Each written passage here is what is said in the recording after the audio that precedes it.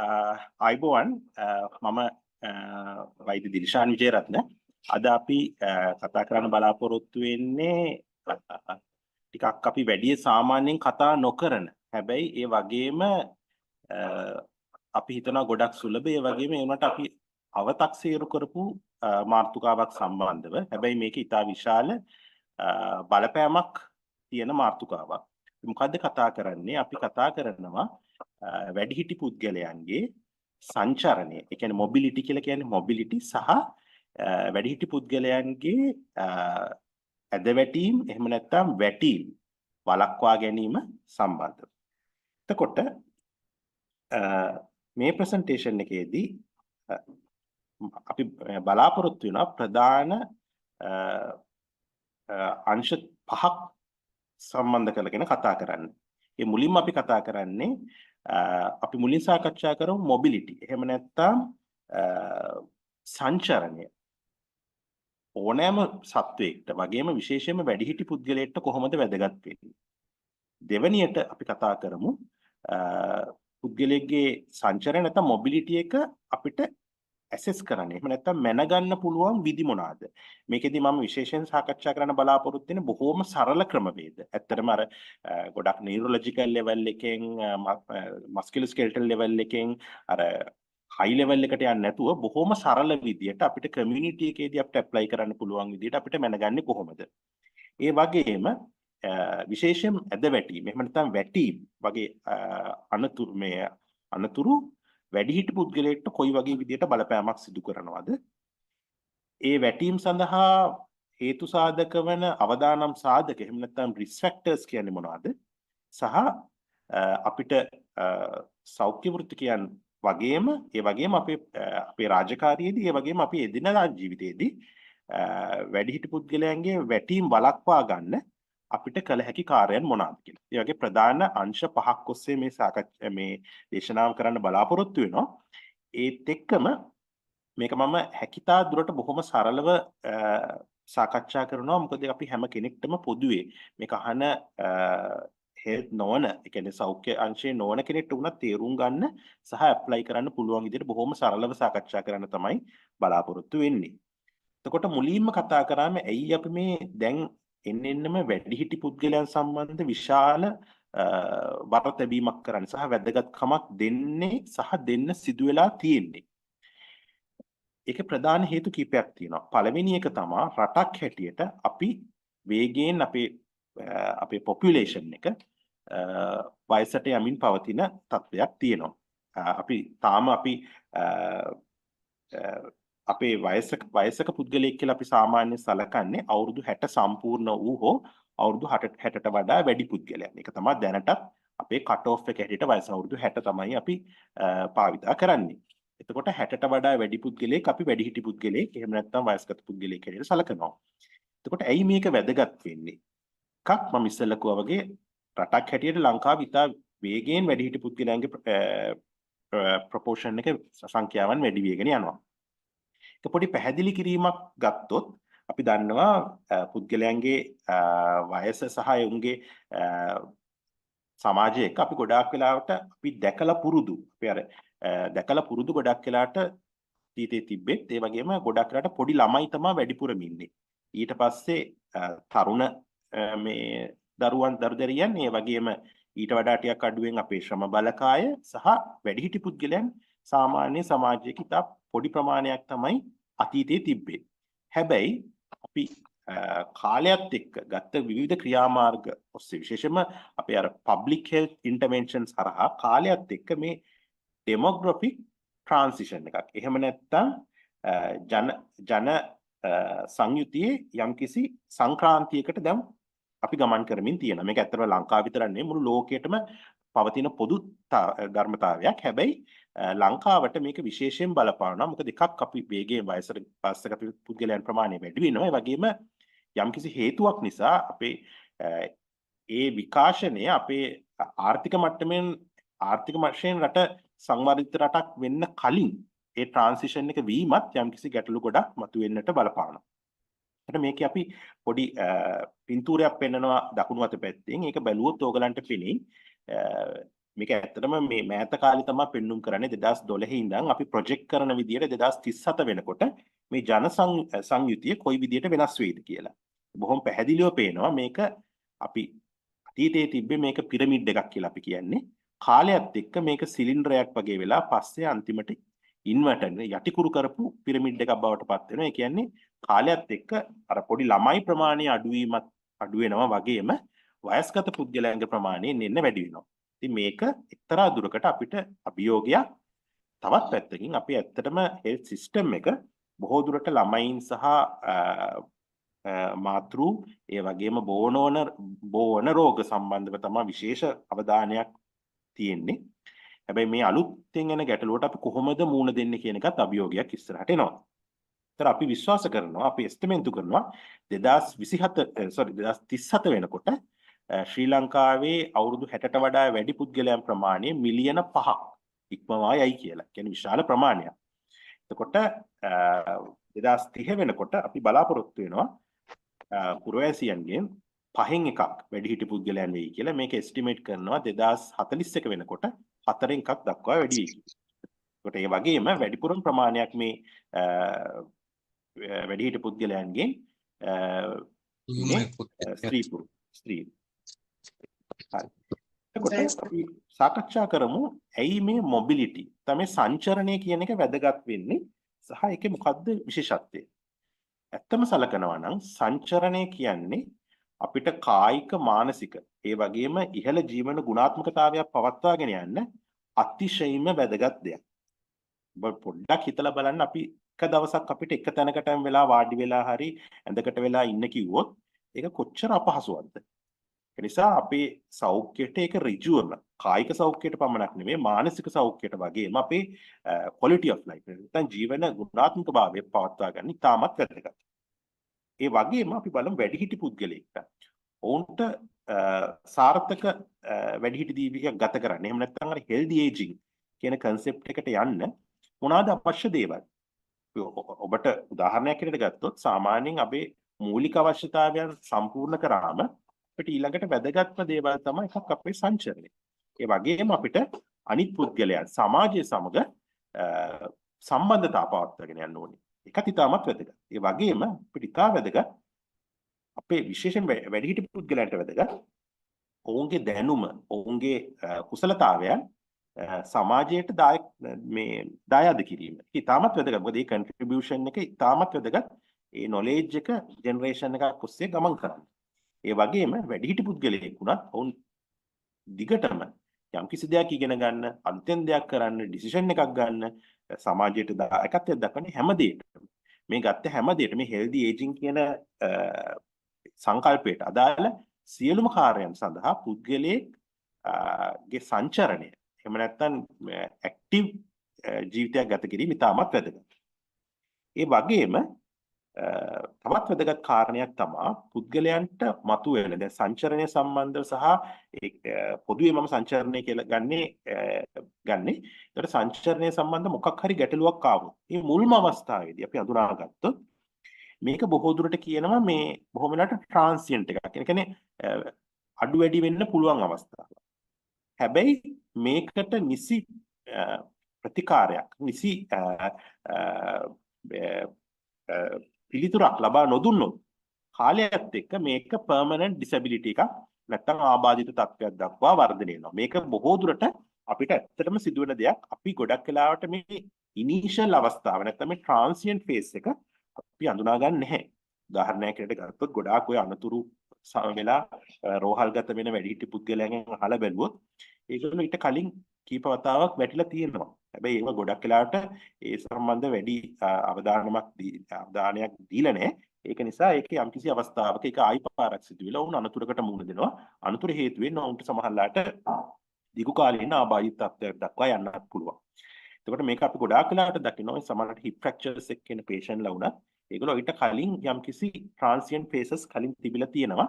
අපිට ඒක ගොඩාක් වෙලාවට මගහැරිලා තියෙනවා. ඒ වගේම තොරතුරු වලින් පහදලා දෙන ඉතාමත් වැදගත් දෙයක් තමයි මේ සංචරණයට ඇතුළු වෙන ගැටලුව මුලදිම හඳුනාගත්තොත් ඒක සම්බන්ධව නිසි ක්‍රියාමාර්ගයක් අරගෙන නිසි පිළියමක් ලබා දුන්නොත් මේ මෙම ගැටලු බහුතරයක් අපිට early intervention මුල් අවස්ථාවේදී ගන්නා ක්‍රියාමාර්ග හරහා වළක්වා ගැනීමේ හැකියාවක් තියෙනවා. ඒක ඇත්තටම මේක public health එකේ අපිට ඉතාමත් වැදගත්. මොකද මේකත් එක්තරා දුරකට මේ ගොඩාක් මේ physical disabilities වැඩිහිටියන් අතර එන ඒවා සහ වැටීම් නිසා වෙන ඒවා ගොඩාක් දේවල් preventable. අර diseases වගේම මේ injuries කියන ඒවාත් ගොඩාක් වෙලාවට preventable. ඉතාමත් වැදගත් කාරණයක්. ඊළඟට අපි public health එකේ ඉන්න සෞඛ්‍ය කාර්ය මණ්ඩලයේ හැටියට අපි කොහොමද පුද්ගලයෙක්ගේ මේට සංචරණය සම්බන්ධව ගැටලුවක් තියෙනවද කියලා අපි අඳුනගන්නේ. මේක ඉතාමත් වැදගත් නේ. අපිට ඒක ඇත්තට යම්කිසි තක්සේරුවක් කරන්න පුළුවන් ඉන්න බෑ මේ පුද්ගලයාට ගමන් කරන්න එහෙම නැත්නම් සංචරණයට ඇවිදලා යන්න ඒ මොකක් හරි එකට ගැටලුවක් තියෙනවා කියලා අපි අඳුනගන්නේ කොහොමද? මේකට ඇත්තට ක්‍රම තුනක් මම බොහොම සරල ක්‍රම හැබැයි අපේ සෞඛ්‍ය අමාත්‍යාංශයේ විශේෂම ළමයි වැඩිහිටි සහ ආබාධිත පුද්ගලයන් සම්බන්ධ ඒකකයන විශේෂයෙන්ම අවධානය කරන ප්‍රධාන කාරණා තුනක් ඒ මැනුවල්ස් වල අන්තර්ගත වෙන කාරණා තුනක් ඔබතුමන්ට පැහැදිලි කරන්න බලාපොරොත්තු වෙනවා. මේක බොහොම සරල දේවල්. පළවෙනි එක තමයි අපිට ඒ පුද්ගලයන්ගෙන් ප්‍රශ්න කීපයක් අහලා මේ සම්බන්ධව අදහසක් ගන්න පුළුවන්. මොනවද අපිට අහන්න පුළුවන් ප්‍රශ්න? අපිට අහන්න පුළුවන් ඔවුන්ට සමහරලාට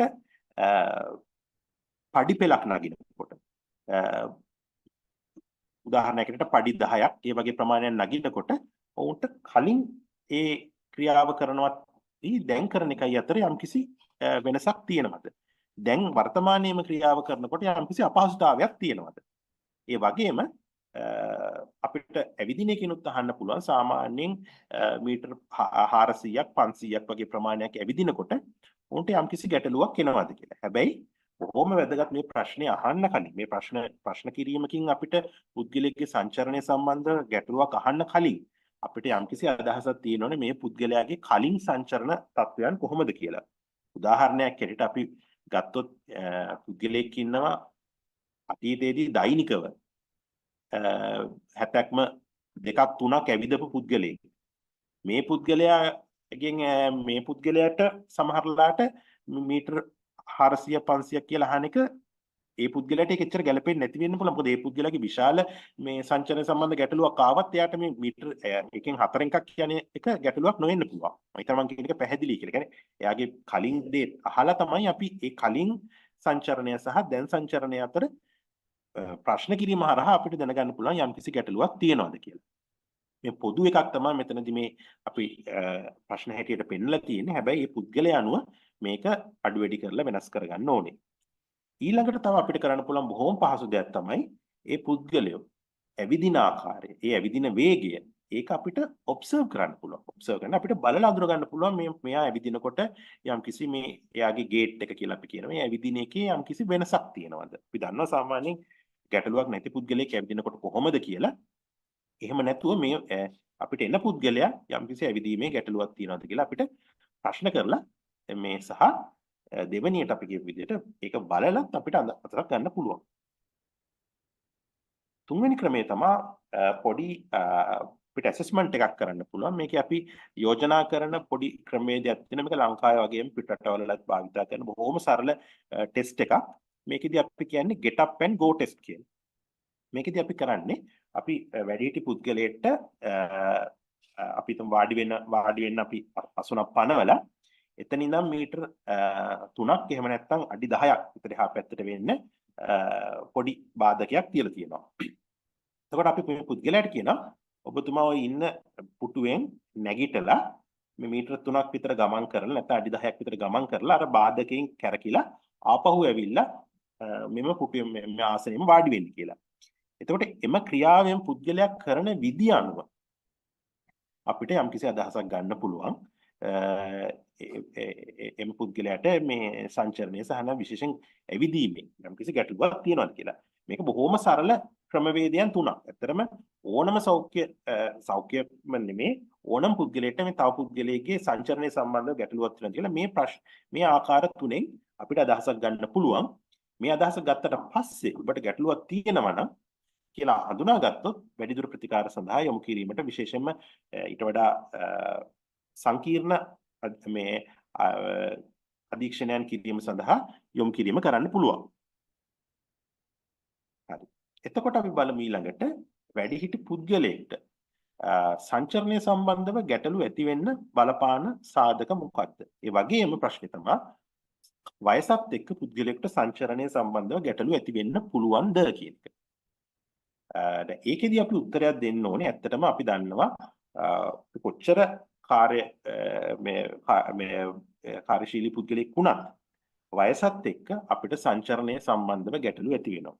මොකද අපේ කාලයත් එක්ක අපේ ඉන්ට්‍රින්සික් කැපැසිටි එක ක්‍රමානුකූලව අඩු වෙනවා. ඒක අපි හැමෝටම පොදු දෙයක්. විශේෂයෙන් ඒක පුද්ගලයන්ගේ අතර කාලයත් එක්ක වෙනසක් වෙනවා. ඉතින් මේක පොදු දෙයක්. හැබැයි මේ අඩුවීම තවත් තීව්‍ර වෙනවා. ඒ වගේ පුද්ගලයෙක්ට වෙන මොනවා හරි රෝගී තත්ත්වයන් විශේෂයෙන් කොමෝබිඩිටිස් මොනවා හරි තියෙනවා. ඒතර මොනවාද මේ කොමෝබිඩිටිස්? උදාහරණයකට අපි ගත්තොත් ඒ පුද්ගලයාගේ යම්කිසි මාංශ පේශි. එහෙම නැත්නම් ජොයින්ට්ස් එහෙම නැත්නම් හන්දිවල යම්කිසි ගැටලුකාරී තත්ත්වයක් තියෙනවා නම් ඒ වගේම ලොකු කායික වේදනාවකින් ඉන්නවා නම් අපි හිතමු කකුලක එහෙම නැත්නම් විරත් කොහෙද ස්ථානයක කායික වේදනාවක් තියෙනවා නම් ඒකේ පුද්ගලයාගේ සංචරණයට අනිවාර්යෙන් බලපානවා. ඒ වගේම දිගු කාලීන බෝ නොවන රෝග ඒවයිනුත් පුද්ගලයාගේ සංචරණයට විවිධ විදියට බලපානවා.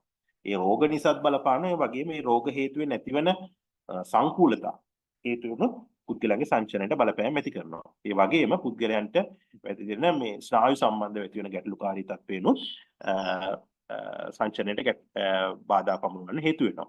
ඒ වගේම ස්ථූලභාවය නැත්නම් ඔබෙසිටි. ඒත් එක්කම සමහර පුද්ගලයන් උන්ගේ කායික ක්‍රියාකාරීත්වයන් අපි කියන ෆිසිකල් ඇක්ටිවිටීස් අඩු පුද්ගලයන්ට මේ මොබිලිටි සම්බන්ධව ගැටලු ඇති වෙන්න වැඩි අවදානමක් තියෙනවා. මොකද මේ පුද්ගලයන්ගේ අර නිතර මාංශ පේශීන් සහ ඒ හන්දි ඒව සඳහා සුදුසු පරිදි අර ව්‍යායාම වීම අඩු නිසා. ඒ වගේම කාන්තාවන් හා පුරුෂයන් සංසන්දනය කරාම සාමාන්‍යයෙන් කාන්තාවන්ට මේ සංචරණය සම්බන්ධ ගැටලු, ඇවිදීමේ ගැටලු ඒව සම්බන්ධ වැඩි ප්‍රවණතාවයක් තියෙනවා පිරිමි පුද්ගලයන් සමග සංසන්දනය කිරීමේදී. වගේ විශාල කොමෝබිඩිටිස් හෙන්දත් මේක එනවා. ඒ වගේම මට වැදගත් දේ තමයි වයසත් එක්ක පුද්ගලයන්ගේ ඉන්ට්‍රින්සික් කැපැසිටි එක කියන එක අඩු වෙනවා. ඒ අඩුවීම හේතුවෙන් පුද්ගලයන්ගේ මොබිලිටි එක සම්බන්ධවත් ගැටලු කාලයත් එක්ක මතුවෙනවා. හරි. මේ දේවල් එක්ක අපි ඊළඟට කතා කරමු ෆෝල්ස් එහෙම නැත්නම් වැටීම් එහෙම නැත්නම් අපි කියන ඇද වැටීම් සම්බන්ධව. එතකොට ෆෝල්ස් කියලා ගත්තොත් ඒකට අපි ප්‍රධාන දේවල් දෙකක් කියනවා. පළවෙනි එක තමයි ෆෝල්ස් කියන්නේ very common ඒ වගේම very economically costly condition එකක්.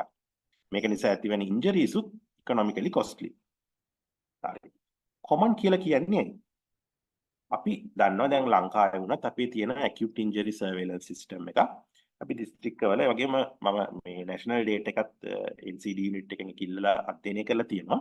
ඒකේ අපි දකින ප්‍රධානම දේ මම විශ්වාස කරනවා නුවර දිස්ත්‍රික්කයේ අනිවාර්යෙන් මේ pattern එක තමයි ඇත්තේ.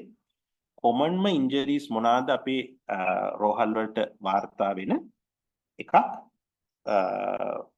road traffic accident එක. තව එකක් තමයි falls. එහෙම නැත්නම් ගොඩක් වෙලාවට මේක stuck by objects කියලා මේ යනවා. ඒ වගේම අනිත් එක තමයි මේ animal attacks, animal bites. ඔය තුන තමයි ගොඩාක් වෙලාවට බොහොම common injury forms. ඒ වෙනුත් විශේෂයෙන්ම වැඩිහිටි පුද්ගලයෝ ගත්තොත් අපේ publish data වල අනුවත් අපේ දිස්ත්‍රික්ක වල තියෙන දත්ත අනුවත් අපි ගොඩාක් වෙලාවට දකිනවා වැඩිහිටි පුද්ගලයන් OPD එකට නැත්නම් බාහිර සත්කාර ඒකකයට පැමිණෙන අයගෙන් injuries ගත්තොත් 3න් එකක් ආසන්න වශයෙන් එහෙම නැත්නම් අපි ගොඩක් වෙලාවට රේන්ජ් එකක් යනවා කියනවනම් 16%ත් 33ත් අතර ප්‍රමාණයක් ප්‍රසන්ට් වෙන්නේ falls නිසා. ඉතින් ඒක ඉතාමත් වැදගත් falls සහ falls related injuries. ඒ කියන්නේ වැටීම් හේතුවෙන් ඇතිවෙන අනතුරු හේතුවෙන් තමයි විශාල ප්‍රමාණයක් වැඩිහිටි පුද්ගලයන්ගෙන් රෝහල්ගත වෙන්නේ. එතකොට තවත් දත්තයක් හැටියට මේක රූල් ඔෆ් තම්බ් එකක් හැටියට පාවිච්චි කරනවා මේ ලංකාවෙත් මම හිතන්නේ මේක බොහෝ දුරට වළංගු වෙනවා. මේක විශේෂයෙන් වෙන රටවල් වල ඒගොල්ලෝ කියනවා වැඩිහිටි වයස අවුරුදු 60ට වඩා වැඩිහිටි පුද්ගලයන්ගෙන් ගත්තොත් ඒ නියදියක් ගත්තොත් ඒකෙන් 3න් එකක් විතර ප්‍රමාණයක් වසරක් තුල අවම වශයෙන් එක වැටීමකට හරි භාජනය වෙනවා කියලා. ඒ කියන්නේ අපි ඕනෑම පොපියුලේෂන් එක වැඩිහිටි පුද්ගලයන් ගත්තොත් ඒකෙන් 3න් එකක් විතර අඩු ගානේ එකපාරක් හරි එම අවුරුද්ද තුල වැටිලා තියෙනවා. ඉතින් මේක ඉතාමත් වැදගත් සහ මේක අපි ගොඩක් වෙලාවට අපි මේක මේ අපේ සමාජයේ ටිකක් අපි ඉස්සරම මේක බර තැබීමක් කරන්නේ නැහැ. මේ ඒ වගේම ඉතාමත් වැදගත් දෙයක් තමයි අපි දන්නවා සාමාන්‍යයෙන් hip fractures ගත්තොත් 95%ක්ම වගේ ප්‍රසන්ට් වෙන්නේ වැටීම් හේතුවෙන්. ඒක ඉතාමත් වැදගත්. මේ මොකද වැටීම් කියන එක ඉතාමත් සුලභයි. තවත් ඉතාමත් වැදගත් කාරණයක් තමයි මේ වැටීම් නැත්නම් මේ ඇද වැටීම් වැඩිම ප්‍රමාණයක් වෙන්නේ කොයි වගේ පරිසරයන්වලද? ඔබ හිතන්නේ මොකක්ද? විශේෂයෙන් වැඩිහිටි පුද්ගලයන්ගේ. ඇත්තටම වැඩිම ප්‍රමාණයක් සිදුවන්නේ ඔවුන්ගේ නිවස සහ නිවස ආශ්‍රිත පරිසරයේදී. මේක ඉතාමත් වැදගත්. මොකද ඇයි මේක වැදගත් වෙන්නේ? අපි වැඩිහිටි පුද්ගලයන්ගේ වැටීම් වළක්වා ගන්නවා නම් ඇත්තටම අපි ඔවුන්ගේ අපි ක්‍රියාමාර්ගයක් ගන්න ඕනේ ඔවුන්ගේ නිවස ආශ්‍රිත පරිසරය ආරක්ෂා සහිත කිරීම. ඒකට environmental modification එකේදී අපි ලොකු වැදගත්කමක් දෙන්න ඕනේ ඒ පුද්ගලයන් ජීවත් වෙන අවට පරිසරයට. හරි. දැන් මම අහන ප්‍රශ්නේ තමයි මේ වැටීම් කියන එක පුද්ගලයාගේ ජීවිතයට ජීවන චර්යාවට කොයි වගේ විදිහේ බලපෑමක් සිදු කරන්න පුළුවන්ද? ඒ වගේම මම අහන්න කැමති දැන් මම ඉස්සෙල්ලා කියන්නේ මොබිලිටි සම්බන්ධව ගැටලු ඇතිවීම වයසත් එක්ක වෙන්න පුළුවන් ස්වභාවික දෙයක්. හැබැයි මේ වැටෙනවා කියන එක ස්වභාවික දෙයක්. මේක සම්බන්ධව ලොකු ආందోලනාත්මක තර්ක ගොඩාක් තියෙනවා සහ ගොඩක් පරීක්ෂණ කරලා තියෙනවා.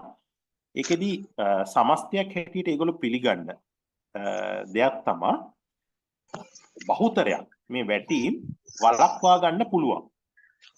සහ මේ වැටීම් කියන එක පුද්ගලයෙක් වයසට යෑමේදී සිදුවන සාමාන්‍ය දෙයක් හැටියට මේ සාමාන්‍යකරණය කරන්න එපා. මේක ඉතාමත් වැදගත්. වැඩිහිටි පුද්ගලයෙක් වැටෙනවා කියන එක සාමාන්‍ය දෙයක් විදිහට සලකන්න එපා. සහ මේ බහුතරයක් වැටීම් අපිට වළක්වා ගන්න පුළුවන් කියන එක. මේක ඉතාමත් වැදගත්. ඒක නිසා අවදුරටත් falls නැත්නම් ඇද වැටීම් කියන එක සලකන්නේ නැහැ වයස්ගත වීමේ සාමාන්‍ය දෙයක්. ඒක normal part of aging කියන එකට ගණන් ගන්නේ නැහැ. ඊට පස්සේ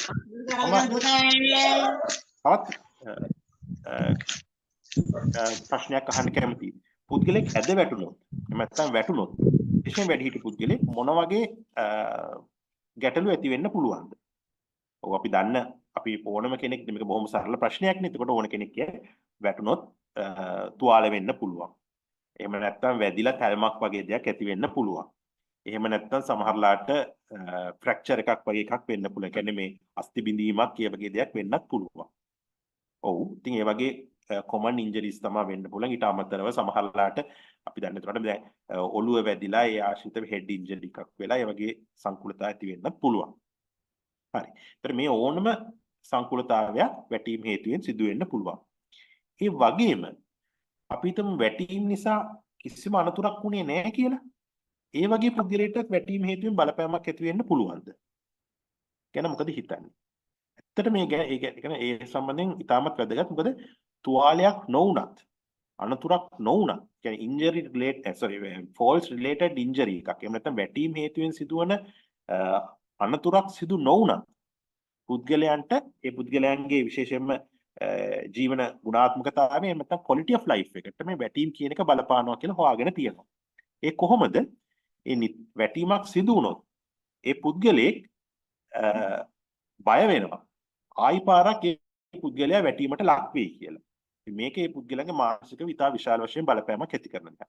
ඒ වගේම ඒ පුද්ගලයාගේ self confidence නැත්තම් තමන්ගේ ස්ව අභිමානයට මේක ලොකු ගැටලුවක් වෙන්න පුළුවන්. විශේෂයෙන් මේ වගේ සිදුවීමක් අපි හිතමු අනිත් අය ඉදිරියේ වගේ දෙයක් වුණොත් සමහරට මේ වැඩිහිටි පුද්ගලයන් විශාල පෞරුෂයන් සහිත විශාල ප්‍රතාපවත් පුද්ගලයෝ වෙන්න පුළුවන්. මේ වගේ පුද්ගලයෙක් අර වගේ අසරණ තත්යකට වැටුණොත් ඒ අනිත් ඉදිරියේ ඒ පුද්ගලයන්ගේ self confidence එකටත් යම්කිසි බලපෑමක් වෙන්න පුළුවන්. ඒ වගේම ආයි වැටේ කියලා පුද්ගලයා ඒ කියන්නේ විශේෂයෙන් කල්පනා කරනවා නම් ඒකත් ඒ පුද්ගලයාට බලපෑමක් වෙන්න පුළුවන්.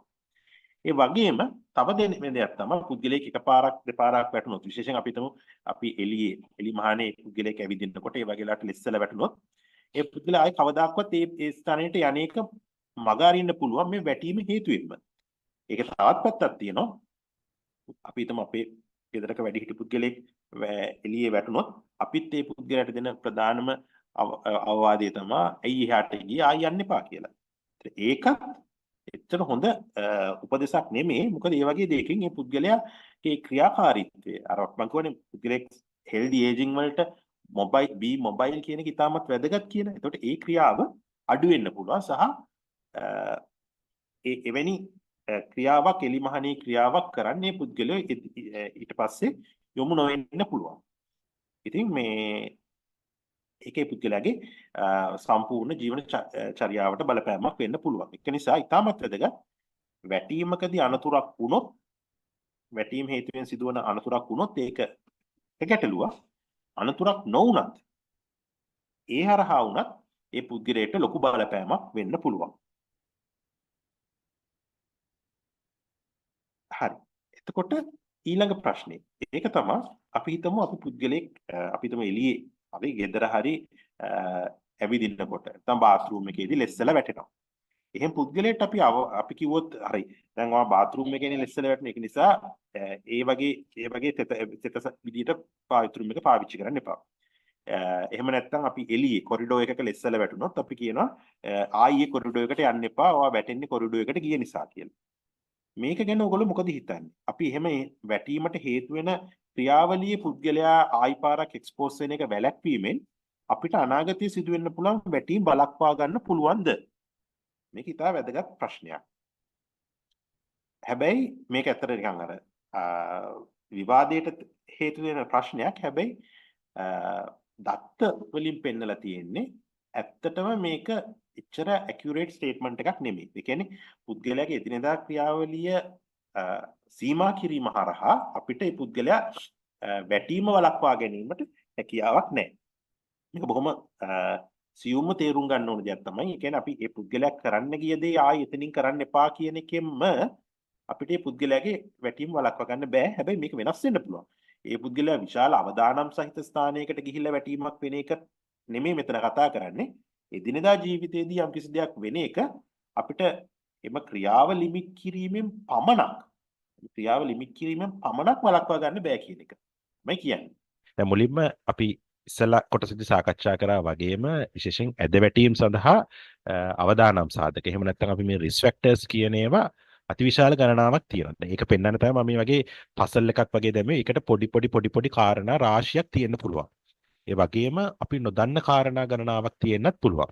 ඒක නිසා හැබැයි දැන් අපි සෞඛ්‍ය සේවාවක් ලබා දෙන අය කෙනෙක් අපිට යම්කිසි පුළුල් අදහසක් තියෙන ඕන නිසා අපි සහ කරනවා අර දැන්ට තියෙන එවිඩන්ස් එකක් බේස් කරගෙන මෙම අවදානම් සාධක අපිට ප්‍රධාන කාණ්ඩ තුනකට බෙදන්න. ඒ පළවෙනි කාණ්ඩය තමයි අපි ගන්නවා ඒවා ඉන්ට්‍රින්සික් ෆැක්ටර්ස් කියලා. කියන්නේ අභ්‍යන්තරික සාධක. මම ගොඩාක් වෙලාවට තමන්ගේ වැඩිහිටි පුද්ගලයාගේම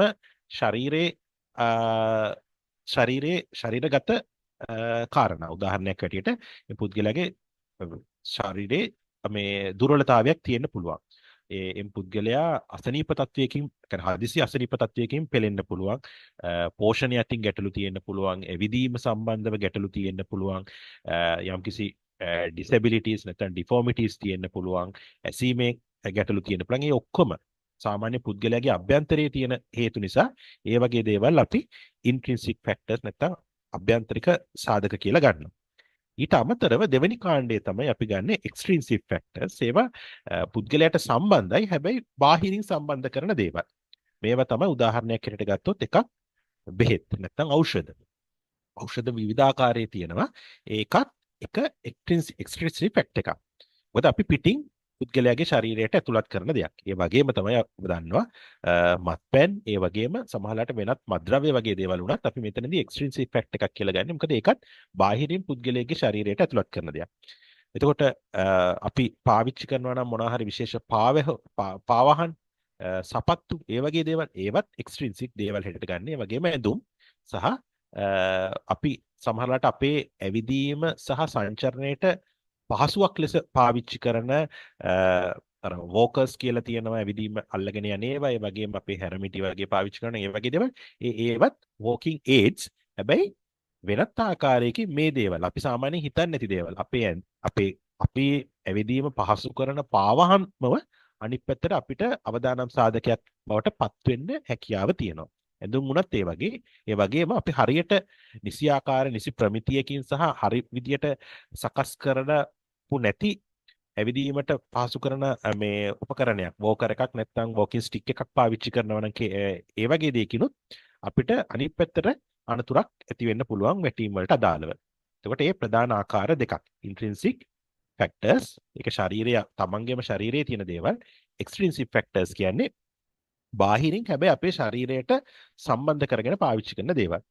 තුන්වෙනි ආකාරය තමයි environmental hazards. ඒ කියන්නේ සම්පූර්ණයෙන් අපේ පුද්ගලයාට බාහිරව ඒ පුද්ගල ජීවත් වෙන පරිසරයට අදාළව පරිසරයේ සිදුවෙන යම්කිසි වෙනස් වීමක් හරි අවදානම් සාධකයක් නිසා පුද්ගලයෙක් වැටීමට ලක් වෙන්න පුළුවන්.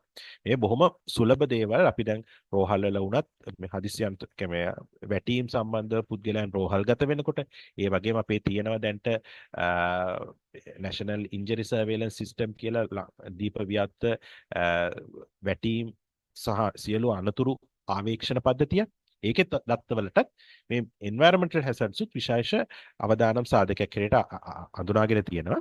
අපි සමහරවිට එච්චර ලොකු බරතැබීමක් නොකලත් ඉතාමත් වැදගත් සහ සාධක තමයි එකක් තමයි අපේ පාවිච්චි කරන අපි වාඩි වෙන්න නිදා ගන්න පාවිච්චි කරන උපකරණ පුටු වෙන්න පුළුවන් සමහරවිට අපි මේ අර ස්ටූල්ස් වගේ පාවිච්චි කරන ඒවත් නිසි ප්‍රමිතියකින් හරි නිසි විදියට ශක්තිමත්ව නැත්තම් අර නිකන් හෙල්ලෙන තත්වයේ තියෙනවා නම් නැත්තම් දුර්වල තත්ත්වයේ තියෙනවා නම් ඒවා ආශ්‍රිතවත් වැඩිහිටි පුද්ගලයන් වැටෙන්න තත්ත්වයක් තියෙනවා. මොකද අපි දන්නවා සාමාන්‍යයෙන් තරුණ පුද්ගලයාට වඩා වැඩිහිටියාගේ අර රිෆ්ලෙක්ස් ටයිම් එක එහෙම අඩුයි. ඒකට ඒ වගේ මොකක් හරි ගැටලුවක් ආවොත් ගොඩක් වෙලාවට ඒකට අර ප්‍රතිචාර දක්වන්නේ හැකියාවේ සහ ඒකේ කාලය අඩු නිසා ඒ පුද්ගලයාට වෙන්න පුළුවන් ලොකුම දේ තමයි ඇද වැටීමට ලක්වීම. ඒ වගේම අනිත් බොහොම සුලභ දෙයක් තමයි මේ තෙත සහ ලිස්සන සුළු පොළොව මතු පිටවල්. මේ හරහත් ගොඩක් පුද්ගලයන් ලෙස්සලා වැටෙනවා. මේක ඉතාමත් සුලභයි. වැඩිහිටියන්ගෙන් අහලා බලුවොත් සැලකිය යුතු ප්‍රමාණයක් අර මුල් කොටසදී අපි සාකච්ඡා කරන අවුරුදු 65ට වැඩි වැඩිහිටියන්ගෙන් අවුරුද්දක් අතර 3න් එකක් විතර එකවරක් හරි ඇද වැටීම් වලට ලක් වෙලා තියෙනවා. එතකොට ඒ වගේ තත්වයක් තියෙනවා.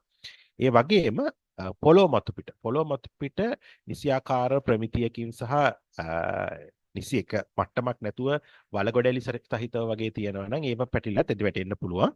වගේම තව සුලභ දේවල් තමයි නිසි ආලෝකකරණයක් නැතිවීම අපේ නිවෙස් ඇඳ සහ බාත්රූම් මේ වැසිකිලි ආශ්‍රිතව යොදන පොළොව ආවරණ නැත්නම් අපි මැට්ස් කියලා කියනවා.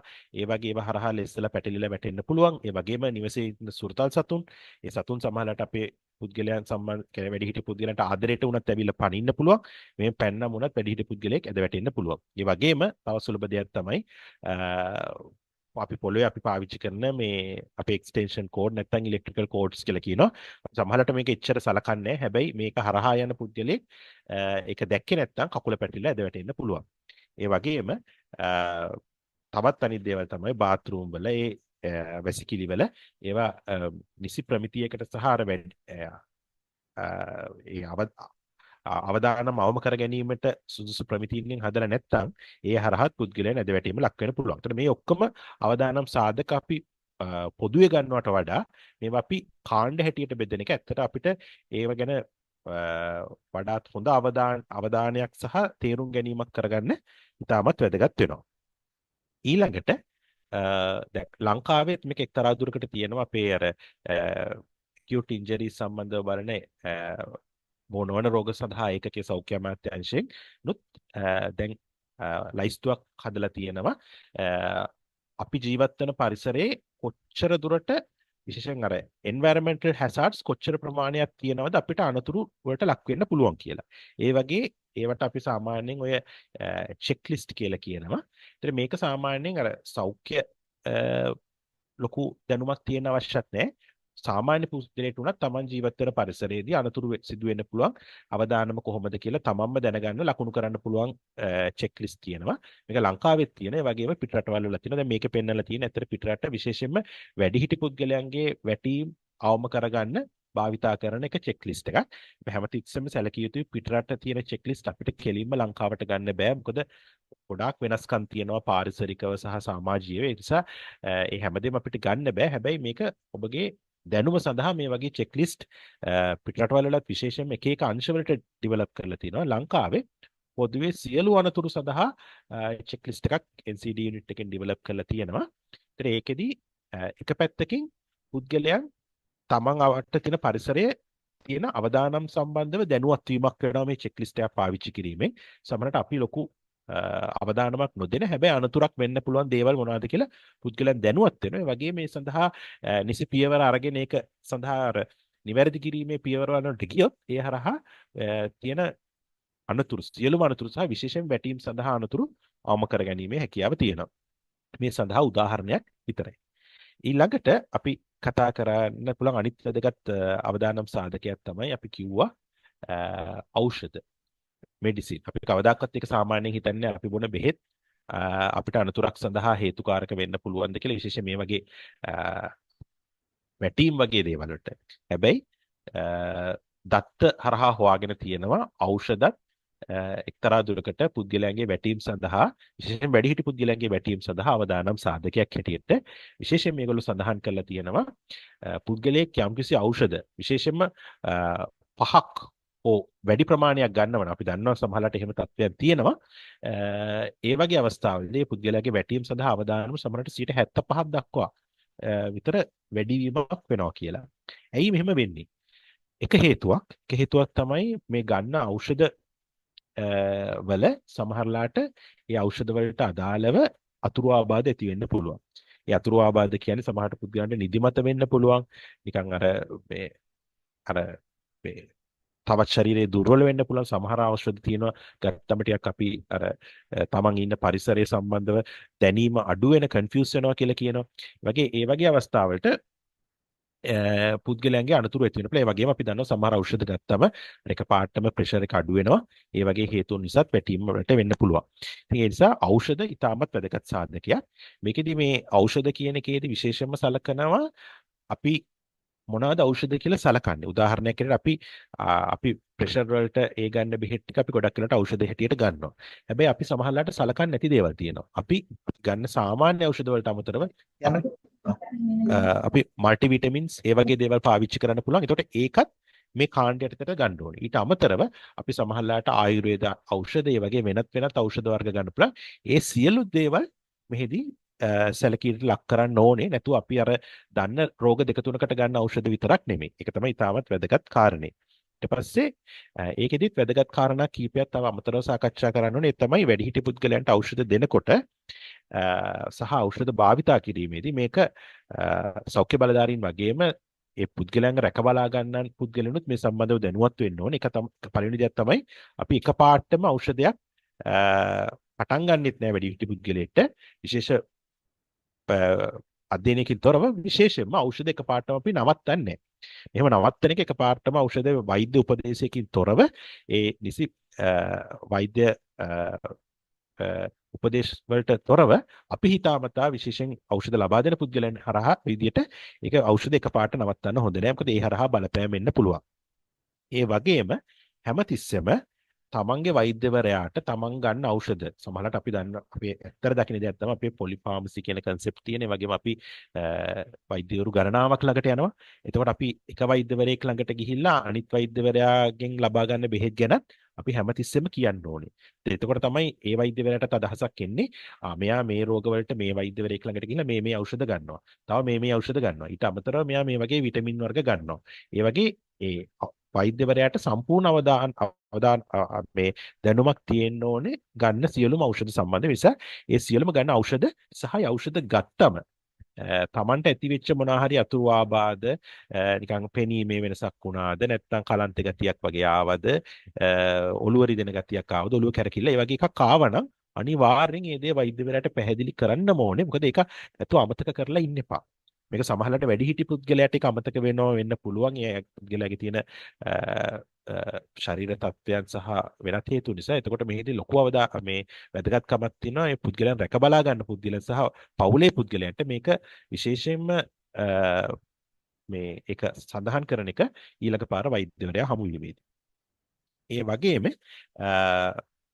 අපි සාමාන්‍ය බෙහෙත් වලට අමතරව අපි ගන්න බෙහෙතකදී අපිට ලොකු සයිඩ් අතුරු ආබාධයක් ආවනම් ඒ වෛද්‍ය උපදෙස් හරහා අපිට ඒ අතුරු ආබාධය නොවන නමුත් එම කාර්යම සිදු කරන වෙනත් ඖෂධයකට මාරු වීමේ හැකියාවකුත් තියෙනවා. ඉතින් මේ කාරණා කීපෙම නිසා වැඩිහිටි පුද්ගලයාගේ වැටීම් සහ ඖෂධ අතර ලොකු සම්බන්ධයක් තියෙනවා. පළවෙනි එක තමයි ගන්න ඖෂධ සංඛ්‍යාව සහ වැටීම් අතර සම්බන්ධයක් තියෙනවා. වගේම ඖෂධ නිසා ඇතිවන අතුරු ආබාධ හරහා වැටීමේ අවදානමකුත් තියෙනවා.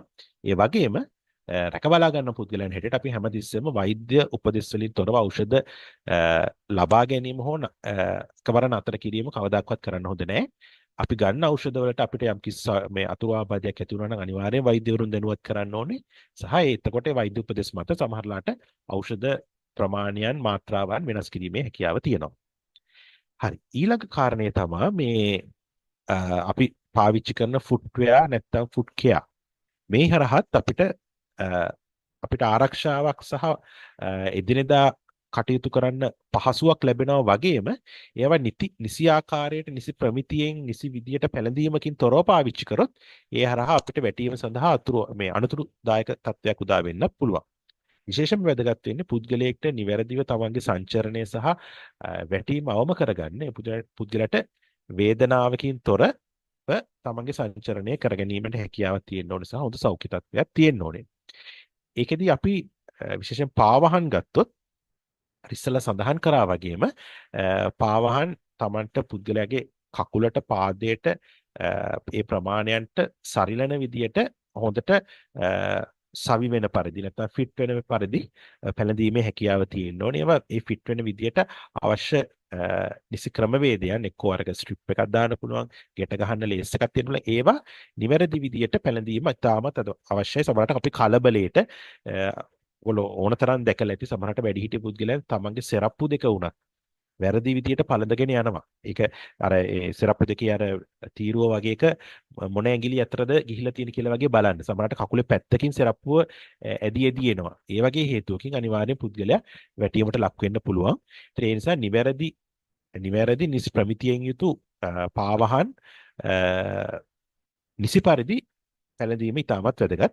එහිදී හැමතිස්සෙම අපි අවධානය කරනවා විශේෂයෙන්ම අර එකේ පතුල හීල් එක පුළුවන් තරමක් කොට ඒ වගේම ෆ්ලැට් හීල් එකක් කියන තරමට හොඳයි. ඒ හරහත් අවධානම අවම කරගන්න පුළුවන්. ඒ වගේම ඉස්සෙල්ලා සඳහන් කරා වගේ අපි ඇවිදීම පහසු කිරීම සඳහා භාවිතා කරන කේන්ස් නැත්නම් සැරයටි වගේ ඒවා. එහෙම නැත්නම් වෝකින් ඒඩ්ස් අනිත් වෝකර්ස් වගේ ඒවා අපි නිසි ප්‍රමිතියෙන් සහ නිසි පරිදි ඒවා සකස් කිරීමෙන් තමයි පාවිච්චි කරන්න ඕනේ. විශේෂයෙන්ම ඒවා ඇඩ්ජස්ට් කරනකොට සමහර අවස්ථාවලදී අර නිසි විදියට අර නොබ් එක දාලා ෆික්ස් වෙන්නේ නැතුව ඇදලා විතරක් තියලා සයිස් එක හදලා ඇවිදින්න හදනවා. ඒතර අර නොබ් එක වැටුනේ නැත්නම් පුද්ගලයා බර දෙනකොට මේ කේන් එකේ එහෙම නැත්නම් වෝකර් එකේ ප්‍රමාණයන් එහාට මෙහාට වෙනස් වෙන්න පුළුවන්, ලෙස්සලා යන්න පුළුවන්. ඒ හරහා පුද්ගලයෙක් ඇද වැටීමට ලක් වෙන්න පුළුවන්. හරි. එතකොට අපි එතනදී අවදානම් සාධක ගණනාවක් ගැන කතා කරා. ඒ වගේම අපිට ඊළඟට වැදගත්ම දෙයක් තමයි හරි අපි දැන් අවදානම ගැන දැනුවත් වුණාට පස්සේ අපිට අවදානම වළක්ව ගන්න. විශේෂයෙන් වැඩිහිටි පුද්ගලයෙක්ගේ වැටීම් සම්බන්ධව තියෙන අවදානම අවම කරගන්න අපිට කරන්න පුළුවන් දේවල් මොනවද කියලා. අපි ඉස්සෙල්ලා අපි මුල් කොටසින් සාකච්ඡා කරා පුද්ගලයෙක් වයස්ගත වීමත් සමග පුද්ගලයාට සංචරණය සම්බන්ධව ගැටලු ඇතිවීම යම්කිසි සාමාන්‍ය දෙයක් සහ අපිට පිළිගන්න වෙන තත්ත්වයක්. හැබැයි හැම වැඩිහිටි පුද්ගලයෙක්ම වැටීමට ලක් වෙනවා කියන එක අපිට පිළිගන්න බැරි දෙයක් සහ ඒක සාමාන්‍ය දෙයක් හැටියට සලකන්නේ නැහැ. බොහෝ අවස්ථාවලදී සලකන්නේ මේ වැටීම් අපිට හැකිතාක් දුරට අවම කරගන්න පුළුවන් කියලා. ඒතර ඒක ඉතාමත් වැදගත්. ඒකට ඒ අවම කරගන්න අපිට ප්‍රිවෙන්ෂන් සඳහා කරන්න පුළුවන් දේවල් මොනවද කියලායි මෙතන අපි සාකච්ඡා කරන්නේ. මේකෙදිත් අපි උත්සාහ කරනවා මේ කාරණා ගණනාවක් තියෙනකොට අපිට ඇත්තට මේ දේවල් අවධානය කියන්නේ මේක ફોકસ කරන්න අමාරු නිසා මේ ටික මේ කාරණා ගණනාව ප්‍රධාන කාණ්ඩ 5කට බෙදන්න. මේකෙදි පළවෙනි කාණ්ඩය තමයි ඉතාමත් වැදගත් දෙයක්. සමහරවිට අපි මේක ගොඩක් අව탁සේරු කරන දෙයක්. ඒක තමයි හැමතිස්සෙම තමන්ගේ වෛද්‍යවරයා තමන්ට සේවාව ලබා දෙන සමහරවිට තමන්ගේ කෙයාගිවර් කෙනෙක් වෙන්න පුළුවන්. තමන්ගේ පවුලේ කෙනෙක් වෙන්න පුළුවන්. ඒ සියලු දෙනා සමග ඉතා විවෘතව මේ සම්බන්ධව සාකච්ඡා කිරීම. දැන් උදාහරණයකට මේක අහනකොටම ගොඩක් වෙලාවට අපි දන්නවා මේ දේවල් අපේ සමාජය වෙන්නේ නැහැ. සමහරවිට අපිට ඒ දේවල් අපි වෛද්‍යවරයා ළඟ ගත කරන ඉතා සුළු කාලයේදී මේ දේ කියන්න වෛද්‍යවරයාට කියන්න ඕනේ කියලා අපිට හිතෙන්නෙත් නැහැ. මීට වඩා දේවල් අපිට කතා කරන්න තියෙයි කියලා අපි හිතනවා. හැබැයි අපි ඒක තමයි වැදගත් දේ. මේක දැනුවත් වීම. මෙහෙම සංචාරණය සම්බන්ධව ගැටලුවක් තියෙනවා නම් අනිවාර්යෙන් වෛද්‍යවරයා සහ තමන්ට සෞඛ්‍ය සේවාව ලබා දෙන පුද්ගලයන් සහ පවුලේ පුද්ගලයන් දැනුවත් කිරීම ඉතාමත් වැදගත්. ඒකෙදි එකක් තමයි අපි සමහරවිට අපි වැටෙන හැම කෙනාම තුවාල වලට භාජනය වෙන්නේ නැහැ. ඉතින් falls කියන්නේ එකක්, falls related injuries කියන්නේ තව එකක්. ඒකට ඇද වැටීම වෙන සියලු දෙනාම තුවාලයක් ලක් නොවුනත් වැටෙන හැම එකම කියන එක ඉතාමත් වැදගත්. මොකද අපි ඉස්සෙල්ලා කොටසේදී සාකච්ඡා කරා වැටීම් වලට හේතු වෙන මුල් අවස්ථාවේදී කාරණා අපිට ගොඩක් වෙලාවට මග හරවා ගන්න පුළුවන් ඒවා රිවර්සිබල්. හැබැයි කාලයක් ගිහිල්ලා මෙහෙම වැටීම් හේතුවෙන් දිගට ඒක වෙනකොට ඊට පස්සේ එන ඩිසැබිලිටිස් ගොඩාක් වෙලාවට ඒවා රිවර්ස් කරන්න බෑ. ඊට පස්සේ ඒවා පර්මනන්ට් තත්ත්වයටපත් වෙනවා. ඒක නිසා මුල් අවස්ථාවේදී මේ වැටීම් සම්බන්ධව තියෙනවනම් ඒක සාමාන්‍ය දෙයක් කියලා හිතන්නේ නැතුව ඒක විශේෂ අවධානයක් දෙන්න ඕන දෙයක් කියලා හිතලා අනිවාර්යෙන් වෛද්‍යවරුන් දැනුවත් කිරීම ඉතාමත් වැදගත්. ඒ වගේම විශේෂයෙන්ම අපිට මොකක් හරි ඇවිදීම සම්බන්ධව වැටුනේ නැහැ. හැබැයි අපිට නිකන් දැන් තේරෙනවා ඒ කාලේ වගේ ඇවිදින්න බෑ. මට නිකන් ස්ටෙඩි නෑ. මේ අර හරියට ඇවිද ගන්න බෑ. අපි යන පැත්තට නෙමෙයි අපි ඇවිද්දෙන්නේ. එහෙම තත්ත්වයක් තිබ්බනම් ඒකත් පැහැදිලි කරන එක ඉතාමත් වැදගත්. ඒ වගේම තමන්ගේ වෛද්‍යවරයා දැන් ලංකාවේ තත්ත්වය නම් අපේ වෛද්‍යවරයා පිටරට නම් ඊට අමතරව අපි ඖෂධ ලබා ගන්න ෆාමසි එකේ ෆාමසිස්ට් සම්බන්ධවත් අන්තර්ගත වෙනවා. ඒ සම්බන්ධව තමන් ගන්න ඖෂධ සම්බන්ධව දැනුවත් කරන්න ඕනේ. මේ ඖෂධ අර ඉස්සෙල්ලා කිව්වා වගේ අපි විටමින් එකක් ගත්තත්, කැක්කුම සඳහා වෙන මොකක් හරි එකක් ෆාමසියෙන් ගත්තත්, ඒ වගේම මේ ආයුර්වේද ඖෂධයක් ගත්තත් ඒ හැමදේම පැහැදිලි කිරීම ඉතාමත් වැදගත්.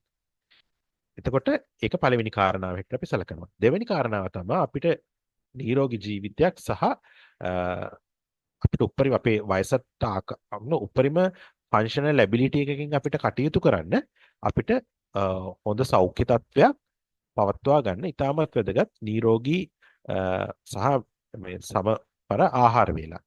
ඒකට ඒකෙදී ඒ පුද්ගලයන්ගේ විශේෂ අවශ්‍යතාවය තියෙනවා නම් ඒවටත් අදාළ විදියට ඒ ඔවුන්ගේ ආහාර වේල සහ පෝෂණ කටයුතු සකස් කරගන්න ඕනේ. ඒ වගේ මොකද අපි දන්නවා වැඩිහිටි වෙනකොට පුද්ගලයන්ට වෙනත් අතුරු ආබාධ තියෙන නිසා පෝෂණ ගැටලුත් ඇති වෙනවා. ඉතා විශාල ප්‍රමාණයෙන් ඒක ඒ සම්බන්ධව එතකොට නිසි උපදෙස්පත ඒ පුද්ගලයාගේ අවශ්‍යතාවය අනුව ආහාර වේල සකස් කරගන්න ඕනේ. මොකද අර ස්ටෑන්ඩඩ් ප්‍රොටෝකෝල් එකකට මෙතනදී යන්න බැරි වෙයි. මොකද පුද්ගලයන්ගේ අවශ්‍යතාවයන් පුද්ගලයාගෙන් පුද්ගලයාට වෙනස් වෙන නිසා. ඒ නිසා ඒ අනුව අපි ඉන්ඩිවිජුවලයිස් නියුට්‍රිෂන් ප්ලෑන් එකක් පුද්ගලයාට තියෙන්න ඕනේ. ඒ වගේම ඒ පුද්ගලයාගේ උසට සහ වයසට ගැලපෙන විදියට සුදුසු මට්ටමේ ඔවුන්ගේ බර පවත්වා ගැනීමත් ඉතාමත් වැදගත්. මොකද මේක ආකාර ගණනාවකින් වැදගත් වෙනවා. වැටීම් වළක්වා ගැනීමටත් තමන්ගේ ඇවිදීමේදී ඇතිවෙන හන්දි ආශ්‍රිතව ගැටලු සහ කැක්කුම් වම කරගන්නත් මේ නිසි බර ප්‍රමාණයක් පවත්වා ගැනීම වැදගත් වෙනවා. ඒ වගේම අපේ ඇස් පෙනීම සහ අපේ පාද නිතරම සුදුසු පරිදි පරීක්ෂා කර ගැනීම වැදගත්. ඒ වගේම විශේෂයෙන්ම අපේ ඇස්පිඩීමේ ගැටලුවක් තියෙනවා. අපි දන්නවා එසේ සුද්ධ මතුවෙන්න පුළුවන්. විවිධ ගැටලු වෙන්න පුළුවන්. ඒ සම්බන්ධව නිසි ප්‍රතිකාරයක් ලබා ගැනීම පුද්ගලයාගේ සංචරණයටත් වැටීම අවම කර ගැනීමටත් ඍජුවම බලපානවා. ඒ වගේම පාදාශ්‍රිතව තුවාල සහ වෙනත් ගැටලු තියෙනවා නම් ඒ සඳහා නිසි වෛද්‍ය උපදෙස් අනුව සුදුසු ක්‍රමවේදයන් ගැනීමත් ඉතාමත් වැදගත්. ඒ හරහත් අපිට වැටීම් සඳහා අවදානම අවම කරගනිමින් එම පුද්ගලයාට පුළුවන් උපරිම මට්ටමින් මොබිලිටි එකක් පවත්වා ගැනීමට හැකියාව ලැබෙනවා. ඒ වගේම ඊළඟට ඉතාමත් වැදගත් අපි හැම දෙයකදීම සඳහන් කරන දෙයක් තමයි පුද්ගලයාට නිසි පරිදි හොඳ සක්‍රීය ජීවිතයක් ගත කරන්න ව්‍යායාම. ව්‍යායාම ඉතාමත් වැදගත්. එතකොට මෙහිදී අපි විශේෂයෙන් සලකන්නේ අපේ මාංශ පේශීන් අපි ඇවිදීමට සංචරණයට විශේෂයෙන් බලපාන මාංශ පේශීන් ශක්තිමත් කර ගැනීම සඳහා ව්‍යායාම තියෙනවා. ඒ කටයුතු කරන්න ඕනේ. ඒ වගේම අපේ රිෆ්ලෙක්ස් නැත්නම් අපි සහ බැලන්ස් එක සමබරතාවය පවත්වා ගැනීම සඳහා වැදගත් වෙන ව්‍යායාමයක් තියෙනවා. මේ ආකාර දෙකම සිදු කිරීම ඉතාමත් වැදගත්. එතකොට සමහරවිට අපි සාමාන්‍ය වැඩිහිටි පුද්ගලයෙක්ට අපි නිර්දේශ කරන විදියට සතියට දින මෙච්චර ගාන මෙන්න මෙච්චර කාලයක් ව්‍යායාම කරනවා කියන එක හැමතිස්සෙම වැඩිහිටි පුද්ගලයෙක්ට ඒ විදියටම වළංගු වෙන්න නැති වෙන්න පුළුවන්. මොකද ඒ පුද්ගලයන්ට අර ඉස්සෙල්ලා කිව්වේ විශේෂයෙන් අපේ පුද්ගලයන්ට ආවේනික ගැටලු තියෙන්න පුළුවන්. ඒ නිසා සමහරවිට අපි විශාල වශයෙන් ඇවිදීම සම්බන්ධව ගැටලු තියෙන අයට අපි අර මුල් කොටසේදී සඳහන් කරපු විදිහට අර get up and walk test එක කියලා අපි ඉස්සෙල්ලා කිව්වා මොබිලිටි එක බලන්න අපි පාවිච්චි කරන ටෙස්ට් එකක් තියෙනවා. ඒ ක්‍රියාවම යම්කිසි වැඩි වාර ගණනක් සිදු කිරීම හරහා යම්කිසි ව්‍යායාම ප්‍රමාණයක් කරන්නත් පුළුවන්. මේක අර විශේෂයෙන් අර අපි සමහරට ඇවිදීමට ලොකු ගැටලු තියෙන සමබරතාවයේ පාදාශ්‍රිතව ගැටලු තියෙන අයට අපි ව්‍යායාමයක් කරනකොට මේ වගේ ව්‍යායාමකුත් කරනවා. හැබැයි ඒක මුකුත් ගැටලු නැති අයට අපි සාමාන්‍යයෙන් අපේ ෆිසිකල් ඇක්ටිවිටි ගයිඩ්ලයින්ස් වල කියන විදිහට මිනිත්තු 20ක් දින සතියේ අවම දින 5ක් වගේ මෙන්න මේ විදිහට ව්‍යායාම කරන්න කියලා ඒ ගයිඩ්ලයින් එකට යන්නත් පුළුවන්. හැබැයි ගැටලු තියෙන අයට අර වගේ බොහොම සරල හැබැයි මොබිලිටි එක නිතරම පවත්වාගෙන යන මේ මාංශ පේශීන් වල අර ශක්තිය සහ සම්බරතාවය පවත්වාගෙන විදිහට ව්‍යායාම කිරීම ඉතාමත් වැදගත්. එතකොට මේක අපි මේ වගේ කාරණා ගොඩක් කියන්නේ ඇත්තටම මේක අර අපි අර ගතානුගතිකව අර මුඛ පරම්පරාවෙන් එන විදිහටම කියනවමත් නෙමෙයි. මේ දේවල් ගොඩක් වෙලාවට දැන් සමීක්ෂණ හරහා තහවුරු වෙලා තියෙනවා. මේ අපි හොඳට ව්‍යායාම මොකද බැලුවට පුද්ගලයෙක් හිතන්න පුළුවන් ඇත්තට දත්ත වලිනුත් පේන දෙයක් තමයි පුද්ගලයන් තමන්ගේ නිවෙස් ආශ්‍රිතව නිදහසේ කටයුතු කරනකොට ලෙෂර් ඇක්ටිවිටීස් වලින් තමයි වැඩිපුරම වාර ගණනක් වැටෙන්නේ. අර දත්ත අනුව බලනකොට එක්කෝ ලෙෂර් ඇක්ටිවිටීස් වලින් එහෙම නැත්නම් හවුස් හෝල්ඩ් ඇක්ටිවිටීස් වලින් තමයි වැඩිහිටි පුද්ගලයන් වැඩිම වාර ගණනක් වැටලා තියෙන්නේ. ඒක නිසා අපිට සමහරලාට හිතන්න පුළුවන් මෙයා එක්සර්සයිස් කරන්න ගිහිල්ලා තාත්තා වැටෙයිද අම්මා වැටෙයිද එහෙම වෙන්න පුළුවන් නේද කියලා. හැබැයි සමීක්ෂණ වලින් හොයාගෙන තියෙන්නේ නැහැ. ඇත්තට ව්‍යායාම කිරීම හරහා පුද්ගලයෙක්ට වැටීමේ අවදානම අවම කරගන්න පුළුවන්. සහ ඒ වගේ වැටීමක් සිදු වුණොත් ඒ වෙන අනතුරත් අවම කරගැනීමේ හැකියාව තියෙනවා. ඒක දත්ත හරහා පැහැදිලි කිරීමක් කරලා තියෙනවා. එතකොට ඊළඟට පස්වෙනි කාරණාව තමයි අපි ඉස්සෙල්ලා කිව්ව අවදානම් සාධකවලදී අපි කතා කරා environmental factors තියෙනවා. ඒත් මේ environmental factors ටික modify කරලා අපේ ජීවත් වෙන පරිසරය විශේෂයෙන්ම ගොඩක් වැඩිහිට තමන්ගේ නිවසාශ්‍රිත වෙන ජීවත් වෙනකොට ඒ නිවසාශ්‍රිත පරිසරය age friendly يعني injury free environment එකක් කරගන්න පුළුවන් නම් ඒ හරහත් අපිට ලොකු අවදානම් ප්‍රමාණයක් කළමනා කරගැනීමේ හැකියාව තියෙනවා. මේකෙදි සමහරවිට ඉතා කුඩා දේවල් ඒ පොඩි දේවල් වලින් ලොකු බලපෑමක් ඇති කරන්න පුළුවන්. දැන් මේකේ මේ කියන කාරණා සමහරවිට අහන කෙනෙක්ට අයියෝ මේක මොකද්ද කියලා හිතෙන්න පුළුවන්. හැබැයි මේ දේවල් හරහා වෙන අනතුරු ප්‍රමාණය ඉතාමත් විශාලයි. ඉතින් දත්ත ආශ්‍රිතව මේ දේ බොහොම පැහැදිලිව පේනවා අපේ ඉන්ජරි සර්වේලන්ස් වලදී. එතකොට එකක් තමයි අපි කරන්න පුළුවන් ගෙදර පරිසරයේ අනවශ්‍ය භාණ්ඩ ඒ ගොඩාක් දේවල් අඩු කරලා Tamanට අර මානසික නිදහසින් ජීවත් වෙන්න පුළුවන් පරිදි බොහොම සරල සහ බඩු මුට්ටු ගොඩාක් එකතු කරලා තියෙන පරිසරය අවම කරගන්න එක. ඒ වගේම පුළුවන් තරම් පොළවට පාවිච්චි කරන කාපට් එහෙම නැත්නම් පොළොවට දාන එක ආවරණ පුළුවන් තරමක් අවම කරගන්න සහ අපි එහෙම එකක් පාවිච්චි කරනවා නම් ඒක නිසි ප්‍රමිතියට ලිස්සීම සඳහා අවධානම අවම වෙන පරිදි පවත්වා ගන්න එක. මොකද මේ වගේ දේවල් ගොඩාක් සුලභයි. මොකද මෑත කාලෙත් එකක් තිබ්බා අර ෆ්‍රිජ් එකේ ඉස්සරහට දාන කාපට් එක යට වතුර එකතු වෙලා ඒකේ ළඟින් ඇවිදිනකොට ඒක හරහා ලිස්සලා යනවා. එතකොට ඒ වගේ දේවල් තියෙන නිසා අපි හැමතිස්සෙම මේ අවධානය වෙන්න පුළුවන් දේවල් සම්බන්ධ විශේෂයෙන් බලන එක වැදගත්. ඒ වගේම අ, විශේෂයෙන් වැදගත් දෙයක් තමයි අර ඉස්සෙල්ලා කිව්වා වගේ අපි ඇවිදින සාමාන්‍ය පාරවල් හරහා වයර් කෝඩ්ස් ඒ වගේ දේවල් දාලා තියෙනවා නම් ඒ සම්බන්ධව සුදුසු ක්‍රමවේදයක් ගන්න ඕනේ. එකක් තමයි අපිට ඒකදී ඉවත් කරන්න පුළුවන්. ඒ ඉවත් කිරීමේ හැකියාවක් නැත්නම් මේ උදාහරණයකට මේ රූපේ පේනන විදියට අපිට ඒ හරහා පොඩි මැට් එකක් දාලා ඒක අනුතුරු ඇඟවීමක් එක්ක අලවලා තියන්න පුළුවන් කෙනෙක් පැටලිලා වැටෙන්නේ නැති වෙන්න.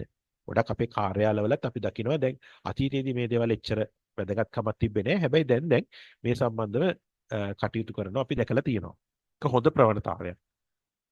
ඒ වගේම පොළොව පුළුවන් තරමක් ලිස්සන සුළු භාවයෙන් ආම කරගන්න විදියට පොළොව මතු පිට සකස් කර ගැනීමත් ඒ වගේම පොළොව තෙත තත්වයක් තියෙනවා අපි මොප් කරන. ඒ වගේ අවස්ථාවකදී අනිවාර්යෙන් ඒ සම්බන්ධව අනතුරු ඇඟවීමක් දැක්වෙන විදියට යම්කිසි සංඥාවක් පවත්වාගෙන යාමත් නැත්නම් අර බෝඩ් එකක් ඩිස්ප්ලේ කරලා තියෙන එකත් අනුතුරු අවම කරගන්න හේතු කාරණා වෙනවා. සමහරවිට ඔබලා අර සුපර් මාකට්ස් වලට එහෙම නැත්නම් ඔය ගුවන් තොටුපළට වගේ යනකොට දැකලා ඇති මේ වගේ ස්ථාන පිරිසිදු කරනකොට විශේෂයෙන් ඒ සම්බන්ධ වෝනින් එකක් නිවේදනය කරනවා. ඒක හේතුවක් ඇතුව තමයි මේ දේවල් කරන්නේ. ඊට පස්සේ තවත් ඒ වගේ දේවල් ගණනාවක් තියෙනවා. එකක් තමයි මේ විශේෂයෙන් පුද්ගලයෙක් වැඩිහිටි පුද්ගලයෙක් ඇවිදිනකොට ඒකට දැනටමත් ඇවිදීම සම්බන්ධව ගැටලු තියෙනවා නම් ඒ වගේ පුද්ගලයෙක් නිතර යන පාරේදී හෑන්ඩ් රේලින් එකක් සබි කරලා තියෙන එක. ඒ වගේම විශේෂයෙන් බාත්රූම් ටොයිලට් කොමඩ් පාවිච්චි කරනකොට කොමඩ් එකේ වාඩි වෙලා ආපහු නැගිටිනකොට අර බර දෙන්න උන්ට හැකියාවක් නැති වෙන්න පුළුවන්. ඒ වගේ අවස්ථාවලද ඒක අල්ලගෙන grab bars කියලා තියෙනවා. ඒවා ටොයිලට් එකේ සවි කරලා තියෙනවා. ඒකට ඒක අල්ලලා ඒකට බර දීලා ඒ වැඩිහිටි පුද්ගලයාට බොහොම සුරක්ෂිතව නැගිටීමේ හැකියාව ලැබෙනවා. ඒ වගේම තම ජීවත් වෙන පරිසරය හොඳ ආලෝකකරණයක් තියෙන එක ඉතාමත් වැදගත් සහ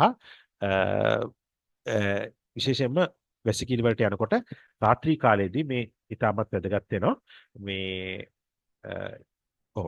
ඊට පස්සේ මේ අර ඉස්සෙල්ලා කිව්වා වගේම ටොයිලට් එකේ අපිට ග්‍රැබ් බා එකක් හයි කරන්න පුළුවන්. ඊට අමතරව වැසිකිලි අර වැඩිහිටි පුද්ගලයෙක් සහ විශේෂයෙන් සමහරට ආබාධිත සහිත පුද්ගලයෙක් ඉන්නවනම් වැඩිහිටි ඒ පුද්ගලයන්ට සුදුසු පරිදි ඒව මොඩිෆයි කිරීමේ අවශ්‍යතාවයක් තියෙන්න පුළුවන්.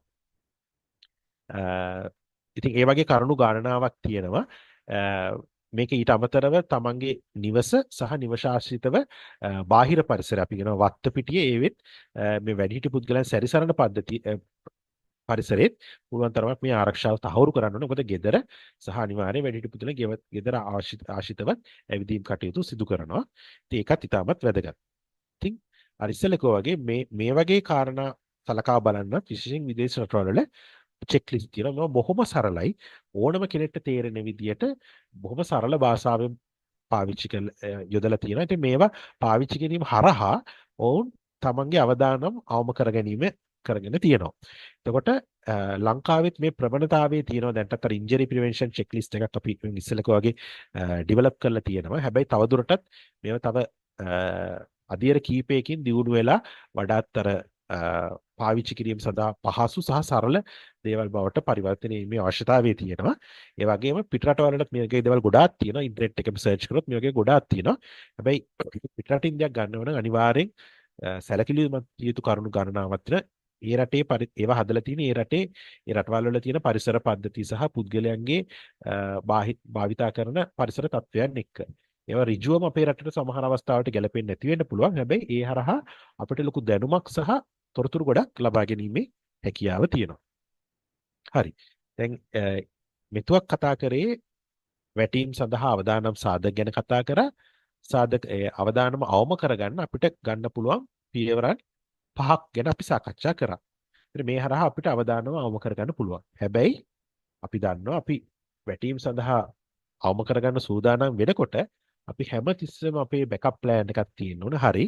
අපි අවදානම අවම කරනවා. හැබැයි යම් කිසි හේතුවක් නිසා වැඩිහිටි පුද්ගලයෙක් වැටුනොත් දැන් මොකද කරන්නේ? දැන් අවම කරගන්නවා කියලාම හරියන්නේ නැහැ නේ. එතකොට ඒ සඳහා මේ විශේෂයෙන්ම දේවල් තියෙනවා වැඩිහිටි පුද්ගලයෙක්ව දැනුවත් කරලා තියෙන්න ඕනේ සහ ඒක විදේශ රටවල් සමහරවිට ඩ්‍රිල් එකක් හැටියට පාවිච්චි කරනවා. වැටුනොත් මොකද්ද කරන්න ඕනේ කියන එක. දැන් වැටුනොත් වැඩිහිටි පුද්ගලයෙක් එයා මොකද්ද කරන්න ඕනේ කියලා. ඒතකොට ඒකෙදි ඒ සම්බන්ධව හොයලා බලනවා ඒ සම්බන්ධ ගොඩක් වීඩියෝස් එහෙමත් තියෙනවා ඉන්ටර්නෙට් එකේ YouTube එකේ එහෙම. ඒ ගැන හොයලා බලන්න පුළුවන්. මම බොහොම සරලව ඒකෙදි කියලා දෙන කාරණා කීපයක් ගැන පැහැදිලි කරන්න. පළවෙනිම දේ තමයි වැඩිහිටි පුද්ගලයෙක් වැටෙන්න කලින් ඒ පුද්ගලයාව දැනුවත් කරලා සහ අපි දැනුවත් වෙලා තියෙනවා ඒ වගේ වෙලාවට මොකද්ද කරන්න ඕනේ කියලා. ඒතකොට වැඩිහිටි පුද්ගලයාට මේ සම්බන්ධව කියලා දීලා තියෙන එක මුලින්ම වැටීම සිදු වෙන්න කලින් කරන එක ඉතාමත් වැදගත්. ඒකට ප්‍රිවෙන්ෂන් නේ අපි කතා කරන්නේ. ඒකට වැටෙන්න කලින් වැටුනොත් මොනවද කරන්න කියන එක ගැන වැඩිහිටි පුද්ගලයා දැනුවත් කරලා තියෙනවා. ඒකට ඒකේ මුලදීම වැදගත් දේ තමයි වැඩිහිටි පුද්ගලෙක් වැටුනොත් කලබල වෙන්න එපා කියන එක හැමතිස්සෙම අපි හැම ඉමර්ජන්සි මැනේජ්මන්ට් එකකදීම අපි කියනවානේ මොකද සිදුවීමක් වුණොත් කලබල වෙන්න එපා. බොහොම සූක්ෂමව යම්කිසි ක්‍රමවේදයකට මේ පියවර කරන්න මුලින්ම දෙකට මේක කරන්න එහෙම කියලා කියනවනේ. ඒතකොට ඒ හරහා අපිට සියලු වංශ කලබලයකින් තොරව නිසියරදි කරගන්න වැදගත්ම දේ තමයි වැටුනොත් ඒ කියන්නේ එකපාරටම කලබල වෙන්න එපා. මොකද ඕන පුද්ගලෙක් එහෙම වැටුනොත් අනිවාර්යෙන් කලබල වෙනවා. කලබල වුණොත් වුන් කරන්නේ හරි ඉක්මනින් ආපහු නැගිටින්න උත්සාහ කරනවා.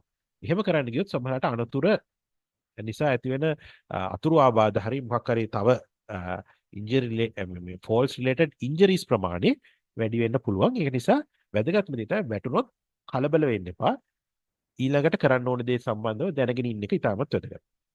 එතකොට වැටුණු පළවෙනිම දේ තමයි කලබල වෙන්නේ. දෙවෙනියට තමයි වැටුණු පුද්ගලයා තමන් සම්බන්ධව යම්කිසි පොඩි චෙක් එකක් කරන්න ඕනේ මේ මට මොකද වුනේ කියලා.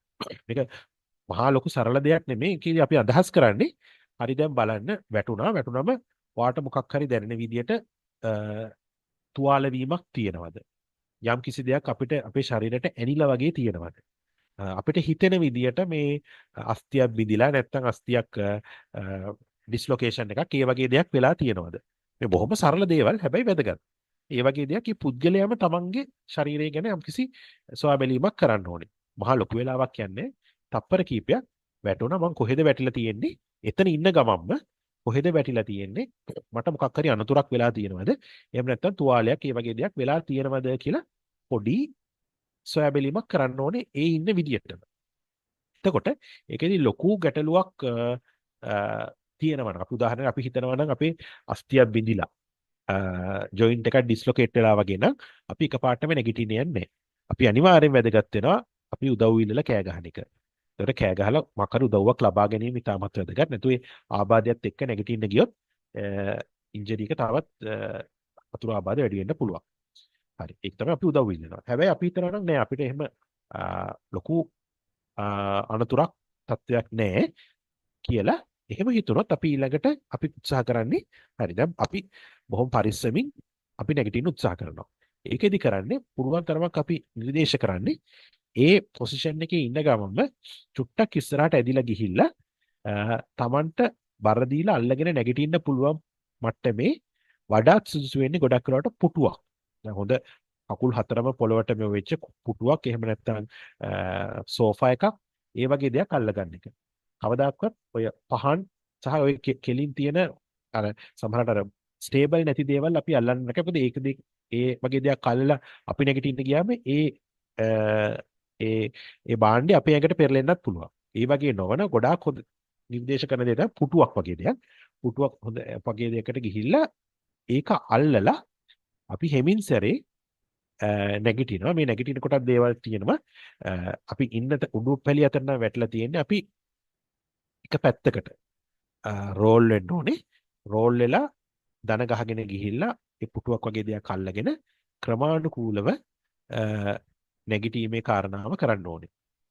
ඉතින් මේක බොහොම සරල දෙයක් වුණත් මේක ඉතාමත් වැදගත්. මොකද මේක ඩ්‍රිල් එකක් හැටියට කරලා තිබ්බොත් තමයි අපිට එහෙම අනතුරක් සිදු වුණොත් ඒක අපිට ඒකෙන් නිසි හරි පියවරන් ටික මෙව කරන්න පුළුවන්. නිසා වැඩිහිටි පුද්ගලයෙක් ඉන්නවනම් සහ අපි ඒ වගේ පුද්ගලයන්ට සේවාවක් ලබා දෙනවා සෞඛ්‍ය නිලධාරීන් හැටියට අපිට ඔවුන්ගේ කරන ව්‍යායාම අතරතුර වුණත් මේ වගේ එකකදී වැටුනොත් ඒ සම්බන්ධව ආයි නෙගටිව්ම කරන එක පොඩි ඩ්‍රිල් එකක් හැටියට එක්සර්සයිස් එකක් හැටියට කරන්නත් පුළුවන්. එතකොට ඒ ටික තමයි බොහොම සරලයි හැබැයි ඉතාමත් වැදගත්. ඊළඟට ඊළඟ වැදගත් කාරණය තමයි ඒ වැටීමේදී අ, අපිට අනතුරක් වුණොත් අනිවාර්යෙන් අපි රැක බලා ගන්න පුදුලස වෛද්‍ය ප්‍රතිකාර සඳහා යොමු වෙන්න ඕනේ. හැබැයි අපිට අනතුරක් නොවුනත් ඒක හරි වැටුණා දැන් මම නැගිට්ටා එතනින් ඉවරයි කියලා එක අමතක කරන්න නරකයි. අනිවාර්යෙන් ඒක තමන්ගේ පවුලේ කෙනෙක්ට දැනුවත් කරලා තියෙන්න ඕනේ. ඒ වගේම වෛද්‍යවරයා හමු වෙන්න ගියාම ඒ සම්බන්ධව දැනුවත් කිරීම ඉතාමත් වැදගත්. ඒතර මේව තමයි අර ෆෝල් එකක් වෙන එක සම්බන්ධව අපේ සූදානම් වීම. එතකොට වැදගත්ම දේ තමයි මේක වැටෙන්න කලින් වැඩිහිටි පුද්ගලයන් දැනුවත් වෙලා ඒ සම්බන්ධ පෙරහුරුවක් කරලා තියෙන එක. ඉතින් ඒ කාරණා ටික තමයි මේ වැඩසටහනේදී අපිට සාකච්ඡා කරන්න අවශ්‍ය වුණේ. මේක මුල් කොටස් වලදී අපි සාකච්ඡා කරා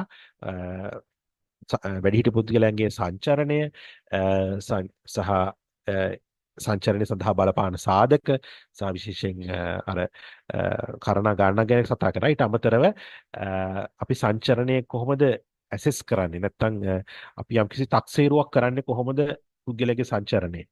ඒ වගේම වැටීමක් සිදු වුණොත් ඒ වැටීම නිසා ඇතිවන බලපෑම කොහොමද වැඩිහිටි පුද්ගලයෙක්ට ඉම්පැක්ට් එක කොහොමද.